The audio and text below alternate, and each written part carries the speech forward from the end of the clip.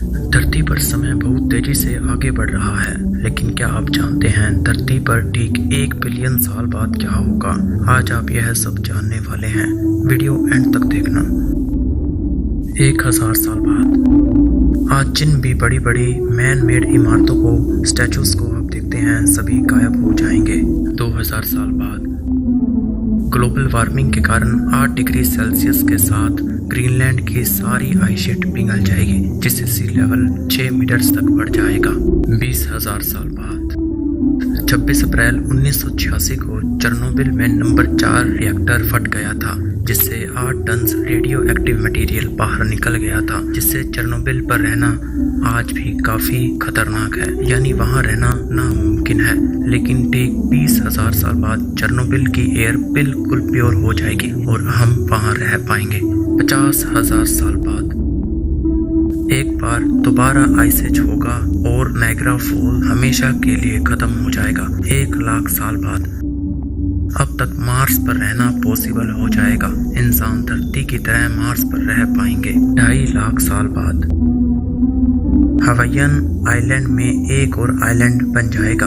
5 लाख साल बाद धरती पर 3280 फीट के डायमीटर का एस्टेरॉयड टकराएगा, जिससे करीब 400 किलोमीटर चौड़ा क्रेटर बनेगा और लगभग हर तरफ आग लग जाएगी। इसी के साथ साउथ डकोटा में मौजूद बैडलैंड नेशनल पार्क गायब हो जाएगा। 9,50,000 साल बाद एरिज़ोना में मौजूद 560 फीट गहरा मेटियोर क्रेटर बिल्कुल गायब हो जाएगा, यानी वहां जगह बिल्कुल फ्लैट हो जाएगी। 1 मिलियन साल बाद धरती पर 3000 किलोमीटर क्यूब पर हॉट मैग्मा भर जाएगा। इतने मैग्मा से 75% तक ग्रैंड कैनियन भर सकता है, जिससे केवल 3000 से 10,000 लोग ही सरवाइव कर पाएंगे। माना जाता है हम टाइप 3 सिविलाइजेशन बन जाएंगे। आज जो ग्लासेस के पीसेस मौजूद हैं वे सभी डिग्रेड हो जाएंगे, सब कुछ खत्म हो जाएगा। 2 मिलियन साल बाद ग्रैंड कैनियन भी हमेशा के लिए गायब हो जाएगा। 5 मिलियन साल बाद वाई क्रोमोसोम्स हमेशा के लिए गायब हो जाएंगे, मतलब कोई भी आदमी जन्म नहीं ले पाएगा। 10 मिलियन साल बाद ईस्ट अफ्रीका का बड़ा हिस्सा अलग हो जाएगा। 50 मिलियन साल बाद अफ्रीका यूरेशिया के साथ कोलाइड कर जाएगा, जिससे बड़े बड़े नए हिमालय की तरह पहाड़ बन जाएंगे। अंटार्कटिका की बर्फ पिघल जाएगी, जिससे सी लेवल 75 मीटर्स तक बढ़ जाएगा। मार्स का सैटर्न की तरह खुद का रिंग सिस्टम होगा, क्योंकि मार्स खुद के मून के साथ कोलाइड कर जाएगा। लेकिन 100 मिलियन साल बाद सैटर्न रिंग सिस्टम नहीं होगा। 60 मिलियन साल बाद धरती पर मौजूद सभी पहाड़ माउंटेन फ्लैट यानी गायब हो जाएंगे। 80 मिलियन साल बाद हवाईयन आइलैंड हमेशा के लिए गायब हो जाएगा। 100 मिलियन साल बाद धरती पर एक और asteroid टकराएगा।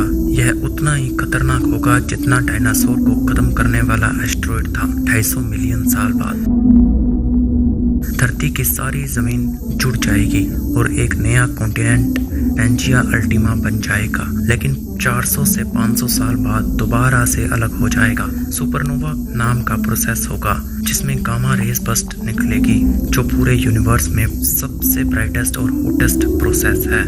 For example, Suraj her second में 3.86 इंटू 10 की पावर 26 वोट की एनर्जी निकालता है। सूरज जितनी 10 बिलियन साल में एनर्जी निकालेगा, उतना गामा रेज बस्ट केवल 30 सेकंड से भी कम वक्त में निकाल देगा।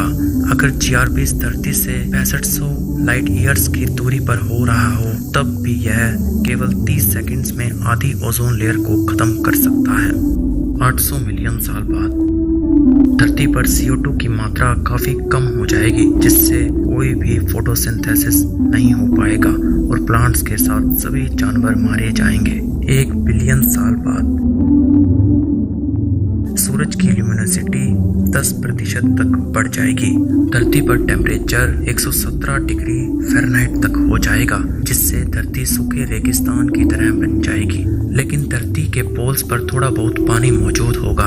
हवाएं काफी थिक और नमी वाली होगी। वाटर वेपर्स से भरे बादल हर तरफ होंगे। पहाड़ आसमान को छू रहे होंगे। चांद पहले से ब्राइट और छोटा हो जाएगा, क्योंकि हर साल चांद धरती से 3.8 सेंटीमीटर दूरी पर जा रहा है। मतलब 1 बिलियन साल बाद चांद धरती से हजारों किलोमीटर की दूरी पर जा चुका होगा। ओजोन लेयर्स पूरी तरह खत्म हो जाएगी, क्योंकि मिल्की वे में कहीं ना कहीं हर 50 साल बाद सुपरनोवा होता है। तो दोस्तों, यह सब होगा 1 बिलियन साल बाद। अगर आपको इस वीडियो से कुछ भी नया सीखने को मिला है तो चैनल को विद बेल आइकन के साथ सब्सक्राइब जरूर से कीजिएगा और कमेंट सेक्शन में आपकी राय जरूर से दीजिएगा। मिलते हैं अगले किसी वीडियो में, तब तक के लिए गुड बाय।